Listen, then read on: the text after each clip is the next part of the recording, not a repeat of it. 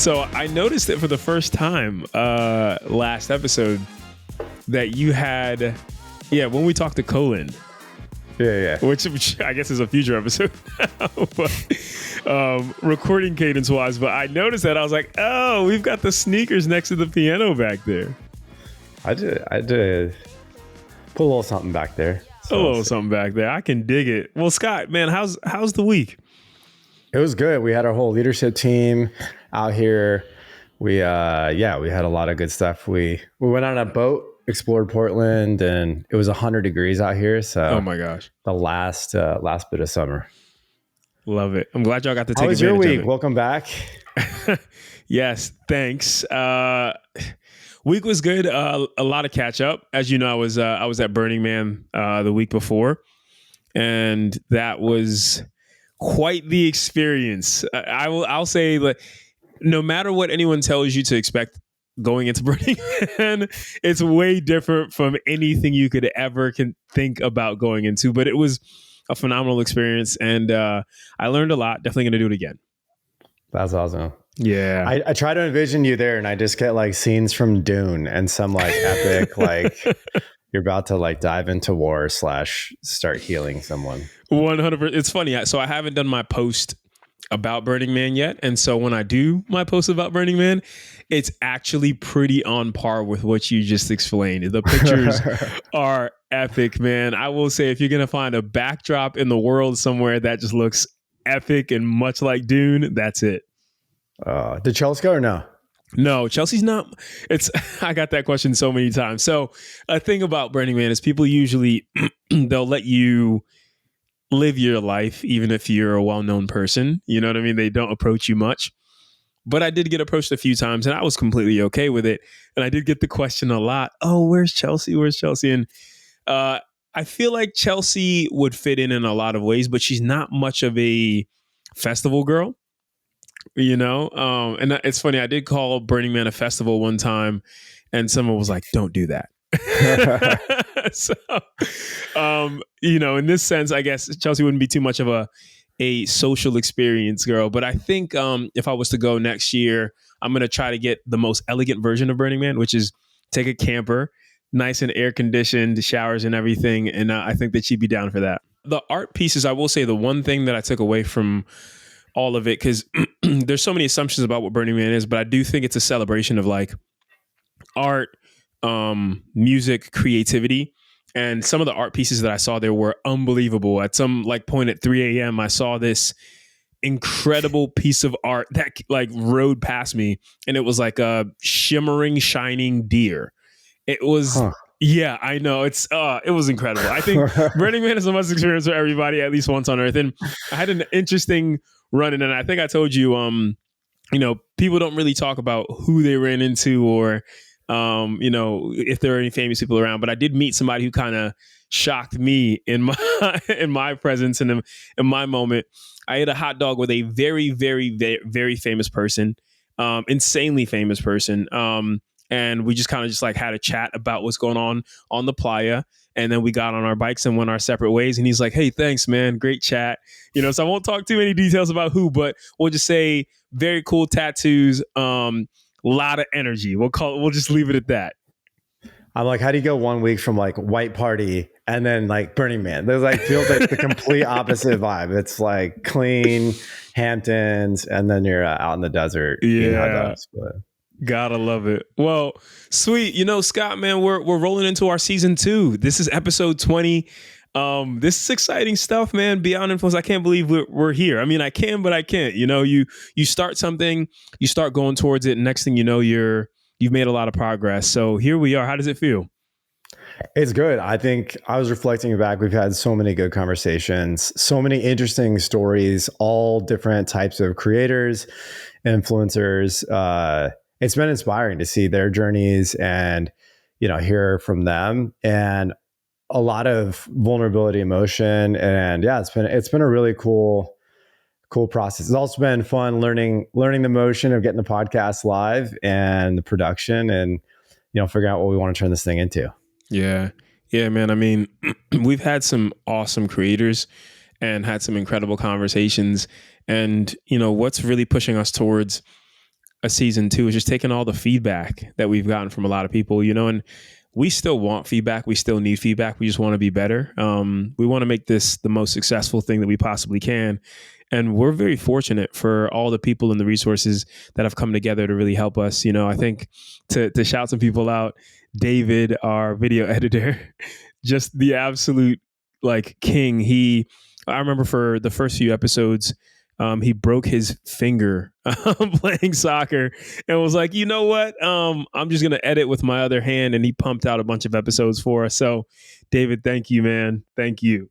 That is funny. Yeah. Breaking your finger as an editor with your primary hand is not ideal, but it's amazing. Turning the episodes, getting all the social clips out, getting everything dialed in. Yeah. Huge shout out to David. And you're prepping a lot of this work, getting guests on. It's been fun to share the journey and learning together. Yeah, for sure, Scott. I mean, and it's only up a hill from here, man. And I think getting into our next few episodes, we have some really, really awesome guests lined up. Also, hoping to have a few in-person interviews, which I'm super amped about. And I know, well, Scott's been praying for this, so I know he's excited about it. So any ideas, any suggestions of guests that you want us to talk to, or creators, or celebrities, whichever way you want to put it, people who have influence, we want to have, and we want to make sure we give them an awesome experience, an awesome interview, and an opportunity to tell their story. So I think leaning into things, man, let's talk a little bit about where we're headed from here. Scott, you just had a week with the executive team. I want to, dial in a bit more about you as we get into season two. Let's talk a bit more about Scott. Let's talk a bit more about Kwame. Let's talk about a bit more about our current society and everything. So, Scott, you are the CEO of Later, man. Cool, pretty freaking cool, pretty big deal. Tell us a little bit about how you stepped into this role and why it ended up being CEO of this company. I've been kind of a secret fan of social, and I've been watching the creators, for the last, 20 years, and watching it become what it has become. And I do feel like it's shaping society and how we buy. And one thing about me is I love learning and I love exploring and I love, creating content. And I won't pretend to be the best content creator in the world or the best musician in the world, but I love the creativity in people.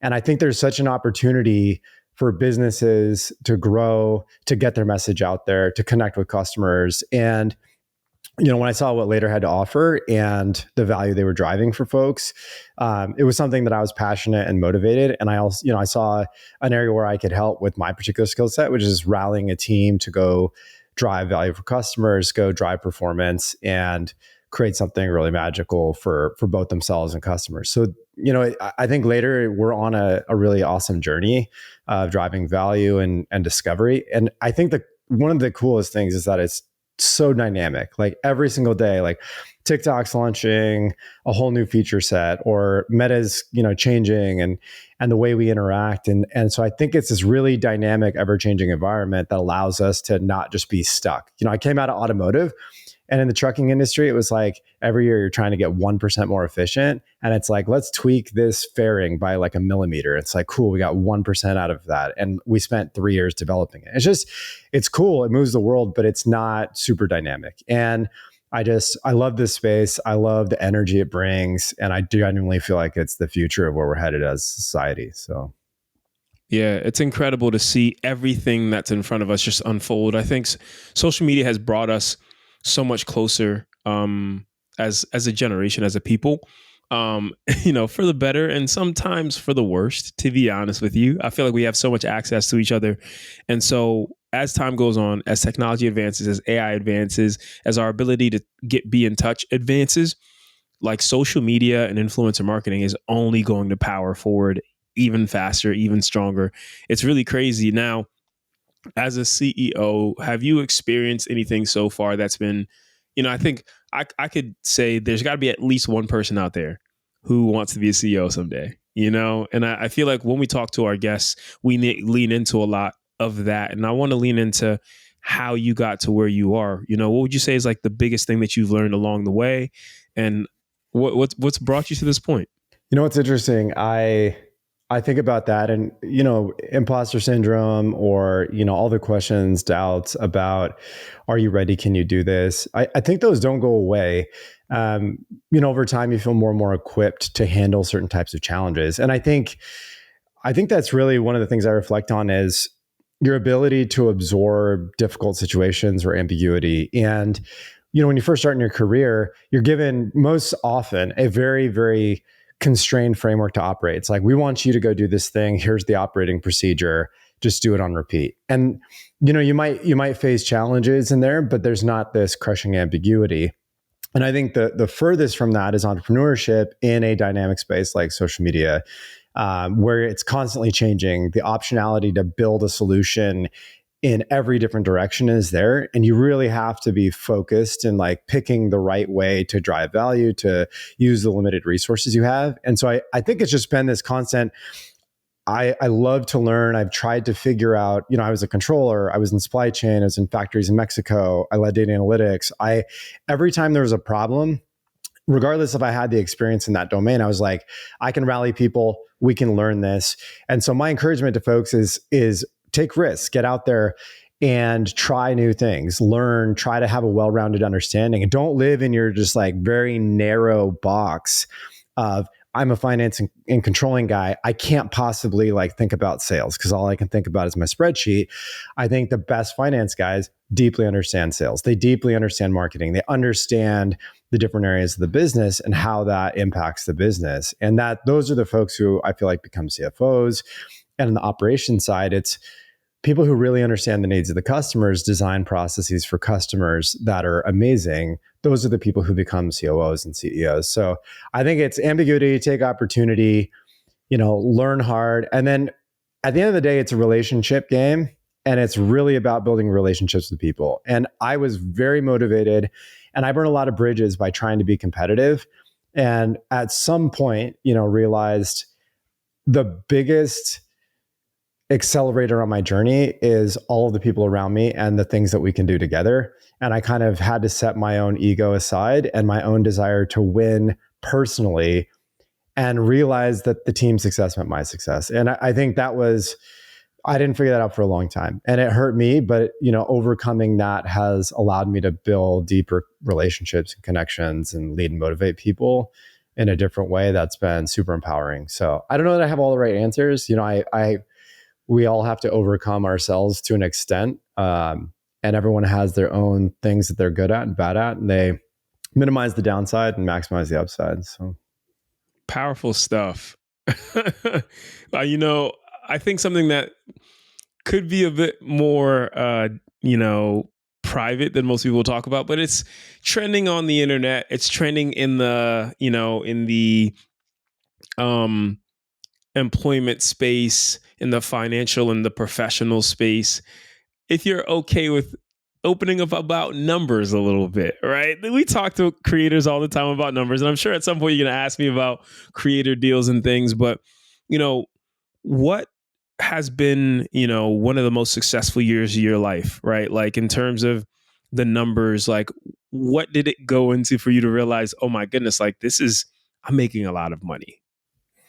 yeah, I think, I had a very kind of traditional salary, just role-based position all through my career at Daimler. And then, I wanted to see what was next.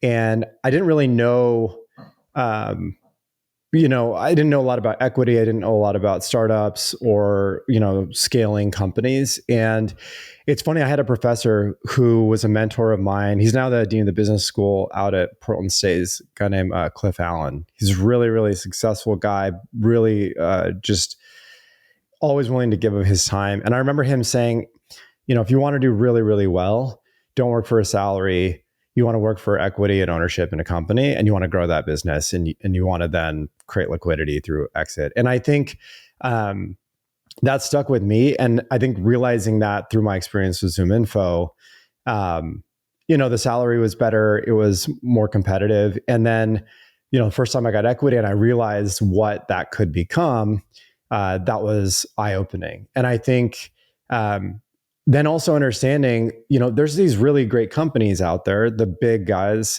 and there's really great opportunities. For me, the opportunity to go 5x a business, 10x a business, 20x a business, um, that makes that equity stake worth a whole lot more. And I think that's where I found my sweet spot is, how do I find a company that's subscale, that has this amazing market opportunity? How do I grab some equity and add a ton of value so that equity gets really, really valuable? And so, going through the pandemic was such a weird time because it was incredibly challenging personally and professional, but it was also the year in the height of the pandemic when we IPO'd with Zoom Info. And it turned all of that, like I have kind of fake money on paper, into I now have a publicly traded stock that I can go sell at any time within bounds. But yeah, I think that was the moment where it's like it became real that you could go through that process, you can have an exit, and it could be life changing. So I think to the extent, it is a risk. Those companies are also more prone to having some negative outcomes. But I think if you pick the right one, the right market, you work super hard, and you become valuable, it can be life changing. I can dig it. Now, I think we'll open up. I know I've been battering you with questions, so we'll turn the pages a little bit. We'll talk a bit about creator life, because I'm having a bit more um continued success in creator in being a creator, and I think a lot of that actually um is because of later. I'm learning a lot more about being a creator. I'm talking to more creators. I'm having more deeper conversations, understanding the entire influencer marketing economy, the social economy. And like, I think that that's such a big deal. Where we're headed right now, anybody can pick up their phone, become a creator, and start making money off of it. So it's really important for people to like pay attention to this. I feel like this could be, there's always that thought of like, hey, did I miss out on this thing? Did I miss out on this big boom? I remember back in the day, I had stock in Apple and I sold it way too early, right? But I remember being like, wow, this is the next big thing, right? Right now, social is and influence marketing is the next big thing. And it's so cool because there are a lot of people who have made leaps and bounds, and are at a really, really great place in it. But there's so much more potential that nobody's too late. You could start today, and in a year, you could have made, decades worth of progress if you really focus on it. This year for me has been one of the best because I've leaned into doing trends and being a bit more cheesy and being a bit more out there and collaborating with others a bit more as well. I remember last year making, I think like 40K the entire year. And then this year having months, just like single months where I bring in that kind of money. And I got to say, the influencer marketing world is it's life changing. It is almost like having equity in something. Everyone on earth with technology in their hand has the ability to have some equity in the influencer marketing economy. I think it's super powerful. It's so true. That was one of the dialogues that we had was, I think a lot of building businesses has shifted from you build a product and then you go find your audience and customer. And what's flipped is today, often it's I go build my audience and I build my customer, and then I figure out what product to go and provide value to that audience with. And it's such a powerful way. You think about some of the most successful quick companies were ones where you had founders who had a huge ability to draw customers in, or they already had a company that had an entire, like, very active fan base. And this is one of the reasons why established companies like the Apples, the Nikes, when they launch a product, they already have this customer base, this audience. And I think it goes for creators as well. You're building this community. And I think that's one thing, in season 2 of the podcast that we really want to focus on is how do we build community amongst influencers and creators, build this community in the creator economy to help drive success for creators and for brands and working together. and up level everyone's ability to succeed. And I think if we can do that, I'll have felt like I, made a meaningful impact on a lot of different folks beyond, the brands that we help or the employees at our company. Yeah. Would you say, if I was to ask you right now, if you got an application for someone to come to later, what do you look for someone who you think is going to be a good fit at this company? Yeah, I mean, we're super driven, we're super motivated, and just hungry to to learn, to explore, and we're passionate about it. And so it's interesting. I talk all the time about people come to the company to do the best work of their lives and do something legacy worthy, and that isn't for everyone, and that's okay. And it doesn't mean that we're maniacal and we treat people poorly or we expect unrealistic things out of them. But the kind of people, it is like being on a championship team where the people who come here, they're surrounded by people who have that same level of desire, that same level of wanting to win and succeed and the hunger to learn. And I just love that when, we had a data analyst who joined and he's like, hey, do I have license to solve problems? I was like, hell yeah, every single day. Why do you have to ask my permission? He's like, because I haven't had that before. And I'm like, get after it. And he's just bringing stuff to us. He's like, I found this. What does it mean? How do I make this better? I don't know how to solve this, but I found it. And that's that kind of hunger, the fire. And it's not confined to your job. And I think at this stage, jobs are kind of squishy. It's like you can add value in a lot of ways. And yes, you need to get your core thing done. But it's the people who are like, hey, I found a way to make this other guy successful, or I saw where this thing was broken between the two of us and I just fixed it. And I'm like, that's freaking awesome, because it's like, you're not sitting back saying, not my job, or I'm not paid to do that. And I think like the world has a way of coming, it's like the market, I think the market always finds a way. And I think people who succeed and do really well, it might be that like the money isn't there that moment, but if they put in that effort, it always comes back. And we don't purposefully delay anything, but I think people often work ahead of their job and we're like, that person's already doing the next job. Let's just give it to them and like make it official. And I love those moments. And that's what we're trying to build. And those are the people who I find really succeed.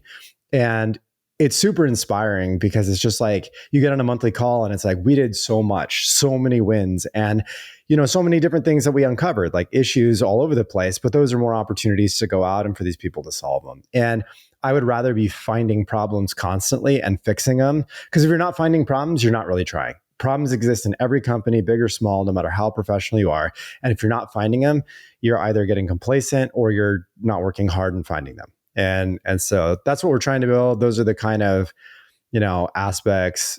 And especially in the junior employers, hunger, desire, some aptitude is far more important to me than like your ability to walk in and do that entry level job day one, because we can coach that, we can build that up. And we've got some amazing, talented, individuals who can help provide that skill. But we can't, it's way harder to get you to be wired for speed than to teach you how to aim that speed in the right direction. Well said. I think that the world's definitely going to want to hear that, man. I think within the role of growth, whether you're in a corporate setting or whether you are an entrepreneur, whether you're in the, as a creator, through all those different facets, I think one thing that's consistent is finding ways to do things that nobody's thought of before, finding problems to fix. When you think about the biggest creators out there right now, they're looking for new ways to find trends, then they're creating those trends. And then other people are like, oh my gosh, this is cool. I'm just, I want to be part of this thing. It's being innovative. It's coming up with an idea and it's having the confidence to follow through with it. You know what I'm saying? Like those are such big proponents and massive characteristics that define people's success. Go out there, find something new, or find something that somebody's trying but might not be doing it the best, right? And find a new way to do it. So I think innovation, drive, hunger, and those are big things. And I'm very grateful to be on this team. I work with very talented people, and I'm learning new things every single day. And I want to be able to take those and apply those to other things. And like I said, it's my most successful year as a creator because I've gotten to work with awesome people who have new ways to think about things, and I'm getting to apply those every time. Yeah, I love that. I think passion passion combined equals amazing outcomes. And I think, we see it on the business side. I think um, it's interesting because I think a lot of people, they think you have to trade professional success for personal success. And what I would say is that when I'm the most dialed in, my personal life and my professional life are both accelerating at the same amount of time.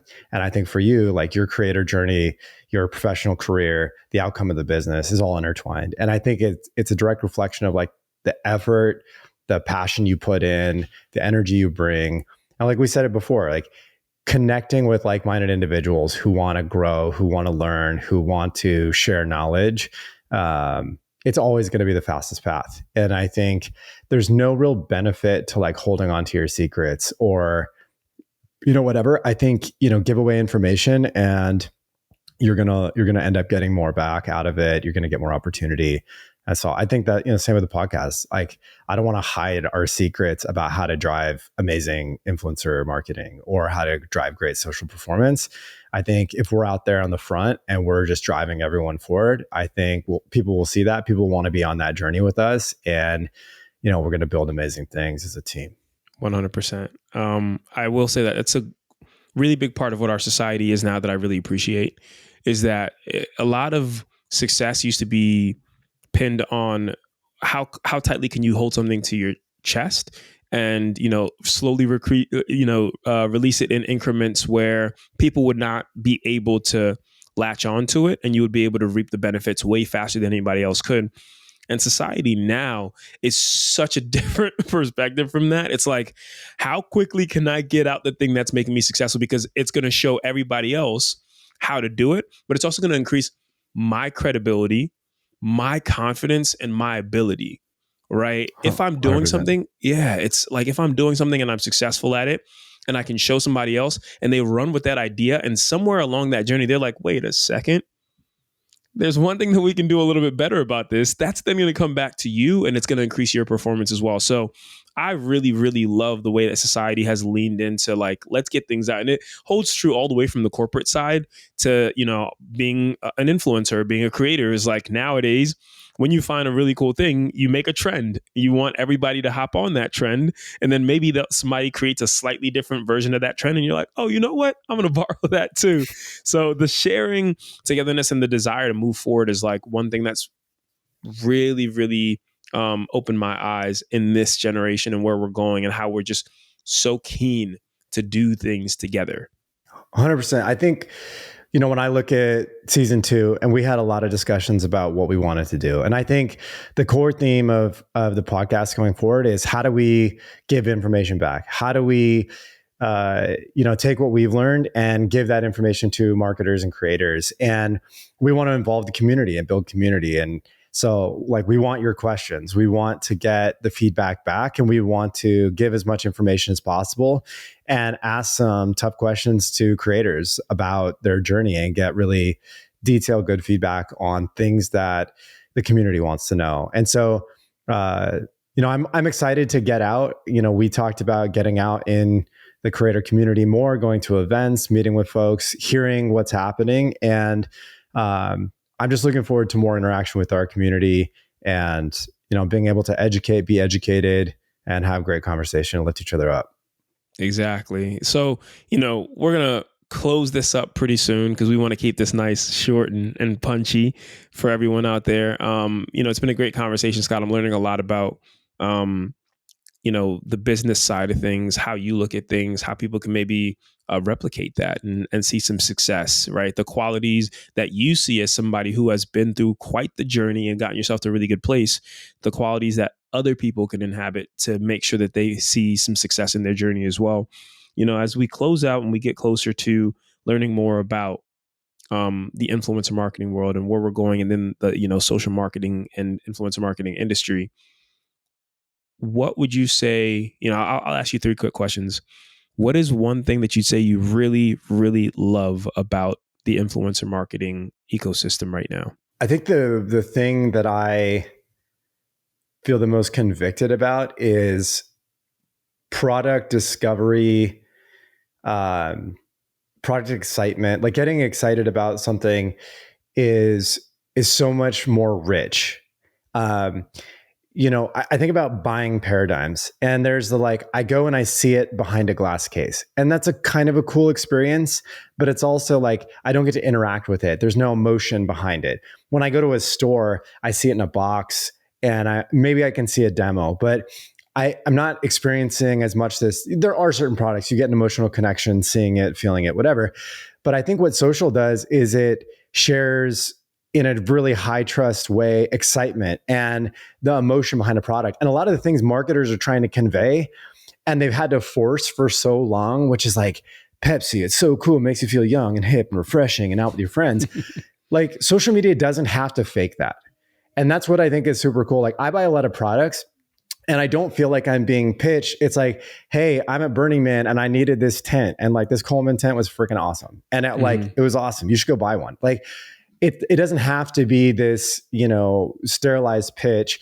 And I think that is like just the open, honesty, transparent, high trust way to facilitate learning about new products and getting to build community is just a way more enjoyable way to be a consumer. And I think my goal is that we continue to foster that and we don't ruin it with bad influencer marketing. And I think that's one of the biggest things we preach with our clients and creators is just how to do it right. How do we advocate for products that we really like and that we support and make it so that, the audience, the community feels like they have that emotional connection, they have that trust, and great brands get their message out and more people buy great products because of it. Yeah, I can dig that. You answered two of my questions. One of my questions was going to be what impact you hope to make on it. So the impact is helping the economy, the creator economy, not create bad content and also making sure that brands don't lean into forcing creators to make bad content. So I appreciate that one. Now, last question for you is, what would you say is one thing that you don't love about the creator economy? What is one thing that if you could change about it right now, you would? And, not just the creator economy, but also just like the social media world, where we're going in terms of social media. Yeah, it's interesting. I feel like we've made improvements as a society in starting to thwart some of the negativity in social. And so, when I look at specifically in like influencer and the creator economy, I think on the marketer side, it's a million different agencies, a million different tools, not optimized to accomplish what you're ultimately trying to accomplish. And I think it leads a lot of folks to not know what the best path is, not know how to accomplish their goals. And so they end up paying a ton of money to an agency and running their programs fairly inefficiently, or they're kind of buying software and they're fumbling around, or they're buying 8 different softwares, or they're having these like DM conversations and negotiations. And I feel like marketers deserve a better like process and outcome.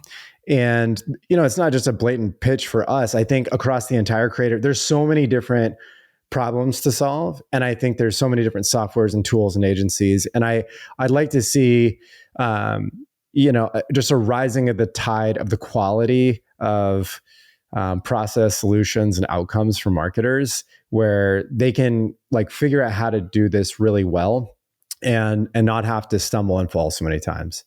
So I think that's what I'm looking forward to solve. That's one of the things that I think we have a lot of room to go on. I can dig it. Well, Scott, man, it's been a good chat. I know we rarely get to like open up about us, who we are, what you do. So this is a good way for us to kind of just get that going and set up and tee up the awesome conversations we're about to have for season 2, man. So I'm excited. Awesome. Yeah. Stoked for season 2. If y'all have questions, comments, things you want us to focus on, creators you want us to talk to, we want to make sure that we're giving you what you want, and look forward to some ask Kwame and Scott question sessions, some events coming up, but really excited for what the next 6 months has to hold. 100%. So with that being said, appreciate y'all for tuning in. Thank you for listening to Beyond Influence. We will see you next week. And hey, I'm going to start reminding y'all now, season 2, don't forget to subscribe. See y'all later. Thanks, Joe. See you. Yo, yo.